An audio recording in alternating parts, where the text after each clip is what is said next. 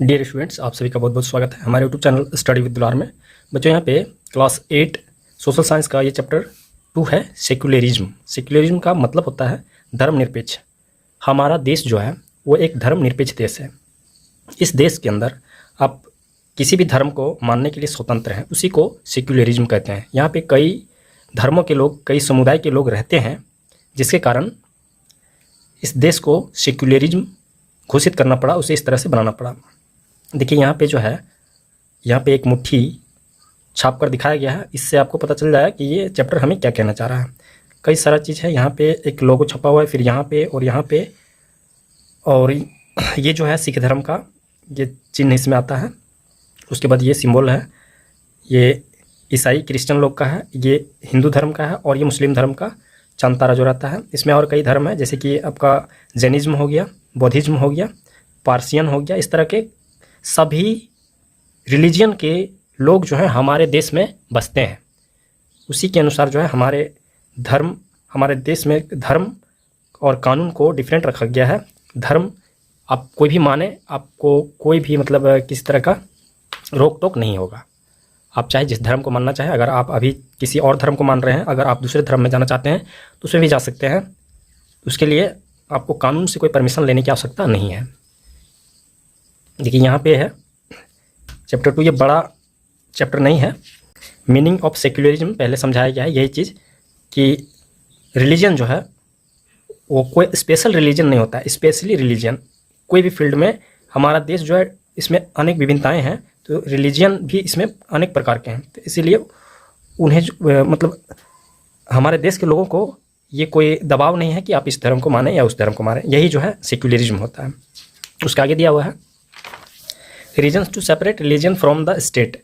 यहाँ पे क्या कारण है कि स्टेट को अलग अलग धर्म को मानने से, मतलब आप अलग धर्म, जितने भी स्टेट है हमारे, तो उसमें आप जो भी धर्म को मान रहे हैं उससे कोई फर्क पड़ने वाला नहीं है। उससे सेपरेट रखा गया है, उससे अलग रखा गया है। Constitution has kept religion separate. Constitution किसी भी स्टेट को जो भी फॉलो करता है उसको मानने के लिए वो बाध्य नहीं करेगा। Constitution has kept religion separate. Separate मतलब वो अलग चीज़ हो गया।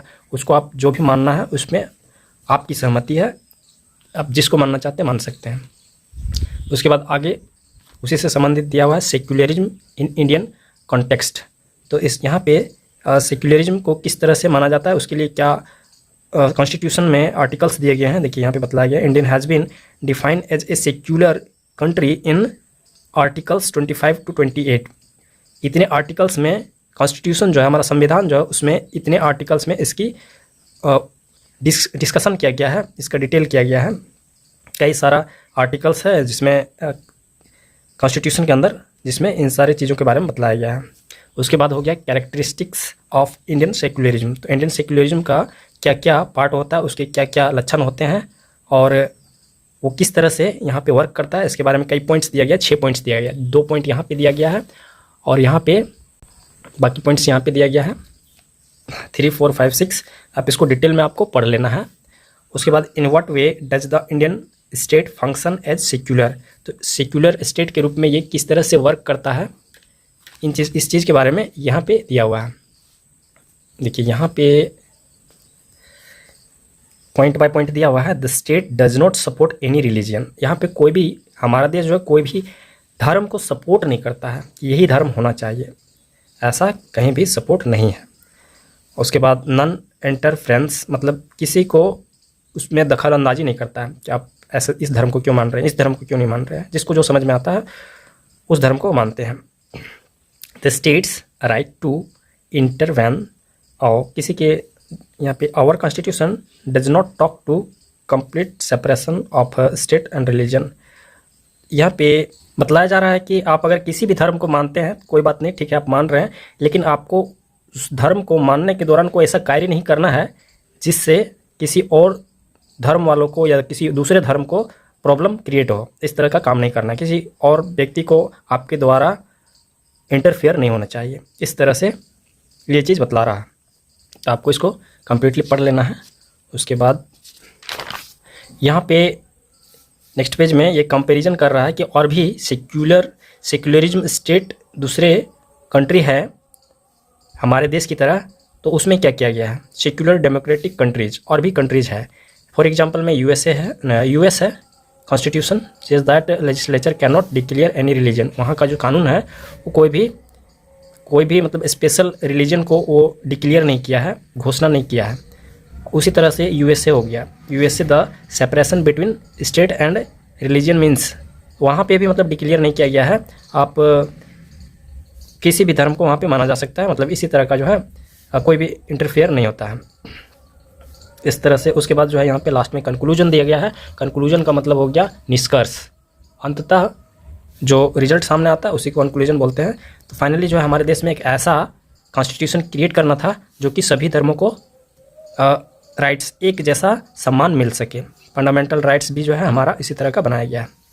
देखिए यहाँ पे चैप्टर समाप्त हो जाता है। आपको डीपली पढ़ना है, हम आपको डीपली पढ़कर नहीं बतलाएं हैं, लेकिन आपको पढ़ना है, क्योंकि अगर डीपली पढ़ते हैं तो काफ़ी थोड़ा सा लंबा समय लगेगा। इसमें जो है आपको ज़्यादा लॉन्ग वीडियो बन जाएगा। देखिए सेक्युलरिज्म का मतलब दिया हुआ है no discrimination on the basis of religion. तो नो डिस्क्रिमिनेशन मतलब कोई भेदभाव नहीं होना चाहिए धर्म के आधार पर। इस तरह से पूरा ये समरी दिया गया है। अब यहाँ पे जो है इसका शॉर्ट क्वेश्चन दिया गया है।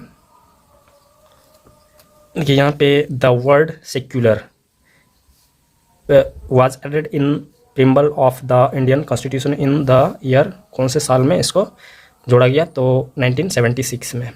विच article of the constitution grants equality before the law and equal legal protection to all. तो ये कौन से आर्टिकल्स में बतलाया गया है, तो आर्टिकल 14 में बतलाया गया है।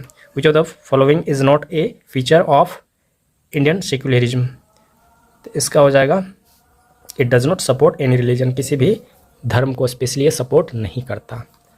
और आगे दिया हुआ है यहाँ पे फिल इन द ब्लैंक्स दिया हुआ है। Untouchability has been abolished by the Indian constitution. Abolished यहाँ पे अगर आपको नहीं दिख रहा है तो फिर आपको डिस्क्रिप्शन बॉक्स पे आपको आंसर मिल जाएगा इसका। Article 14 grants equality before the law, और आर्टिकल 16